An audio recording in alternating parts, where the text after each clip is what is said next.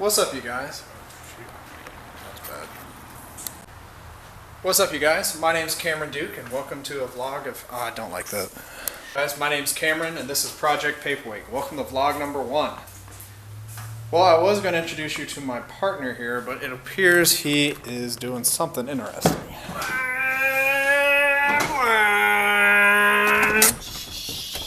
What you doing there, buddy? I think you're missing something. You missing something? Oh, hey. What RPM? You pinging off the rev limiter right there? Yeah, man, 12,000 RPMs. Man, what is that down there? Is that a rotary down in there? That is, Huh? That's a whole lot of nothing there, guy. Oh. Yeah. Oh, you could have got me fooled. Well, it's a paperweight, so we gotta pretend while we can, and then when it's ready, we'll go have real fun. Hey, you heard it there first. Welcome to vlog number 1. Hey guys, so on today's episode of Project Paperweight, we're going to just kind of go straight for the kill. A lot of people would not do this for their first project, but considering that my paperweight is currently on jack stands and in not usable condition, I think it's appropriate to just start taking things apart and doing what needs to be done. So today we're going to weld a diff. This is something you should only do if you're super serial about doing drifty boy stuff. So we'll see if we can make it happen. Me and Cameron are gonna just tear this sucker apart and go at it. So let's get to it. So the first step in any good paperweight project, quite frankly, is pest control. A lot of times these things have a tendency to build up ecosystems. So our first step is spiders. And as you can see, we're safety first. So if you're ready, I'm ready. Let's get some spiders.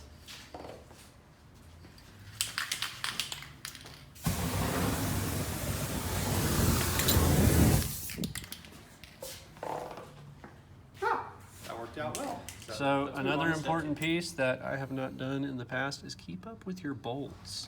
When you get to the end of the project, you have to put everything back together. It's really good to know where things go. How do you recommend keep up with your bolts? Well, yeah, the best, in my opinion, is Tupperwares or Ziploc bags that are clearly marked. Myself, I like the hazard method where we just kind of keep up with it and try to remember where it goes.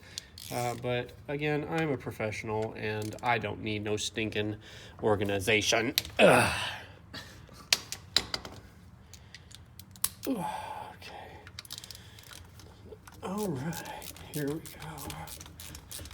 And this is where we do one of those like fast motion things where you go through all these. Yeah, do you want to bring the mounted phone down here? Yeah. I'm so happy, lucky me. I just go my way, living every day. I don't worry don't agree. Things that bother you never bother me.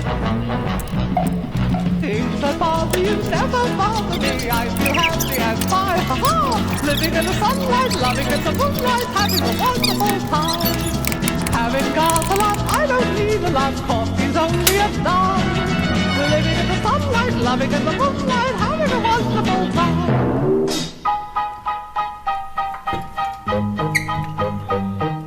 Just think about me, I'm just as free as any daughter. I do what I like, just what I like, and how I love it.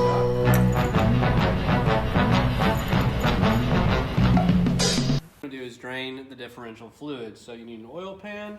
Here's the bolt. I'm going to do it this way. I don't know that it's a good idea. So this is trial and error. So just be warned, this might not work well. Not really bad, actually.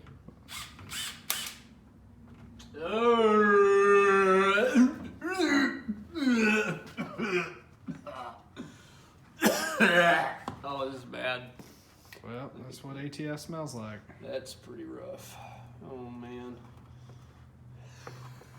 Don't you love diff fluid? I'm having to breathe through my mouth. I didn't know I went and washed my hands. Alright, let's see if we can get the long pour here.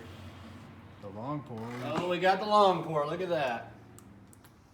Yummy. Is that how you like all your brews poured up straight out the differential? Oh yeah, man. Just go ahead. So next you want to break the seal loose. Break the cover off. Don't let the cover hit the ground. You do have to reuse it unless you bought an aftermarket one. It's going to make a mess. Maybe. Let's see.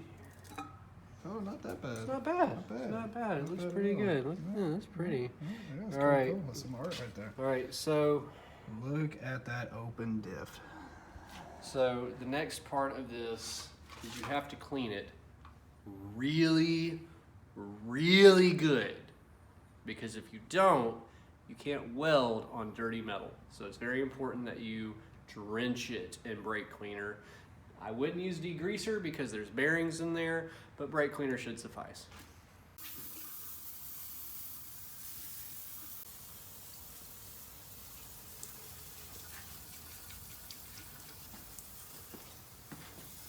Having fun there? No, this is gross.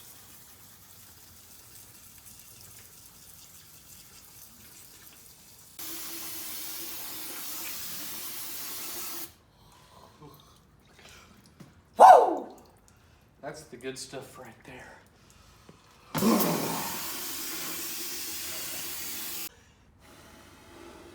See, I don't have an air compressor, so I just got to blow at it. Kind of ghetto, but it worked. Go. Okay, so we have put a metal square in there, and we're going to weld it up. Normally, people would just weld the corners of the spider gears, and if you want to do that, that's fine. But this is just for some extra rigidity. I am by no means a professional welder. I actually kind of suck at it, so this may work. It may not. Who knows? Let's figure it out. 2,000 years later. Like someone got excited. Well, there's a fire down in there.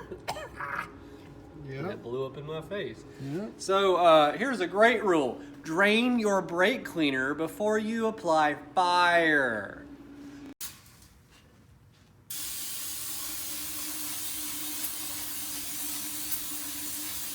Baby. You know that toilet tissue's for blowing your nose. You're not supposed to blow your nose there. Look at all those boogers.